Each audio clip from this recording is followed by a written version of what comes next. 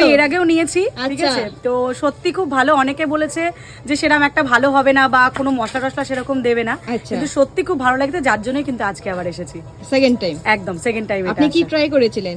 আমি চিকেন বিরিয়ানি নিয়েছিলাম। বাহ, খুব ভালো। আজকে কি নেবেন? আজকেও চিকেন বিরিয়ানি নেবো। আর অন্য কিছু ট্রাই করবেন না? না, অন্য কিছু নেবো না, কেন আজকে সেভাবে প্রিপারেশন নিয়ে আসিনি, কিন্তু সত্যি মানে অনেকেই খেয়েছে আমাদের এলাকার মধ্যে, আমার বাড়ি কাছাকাছি, তো খুব ভালো। খুব ভালো।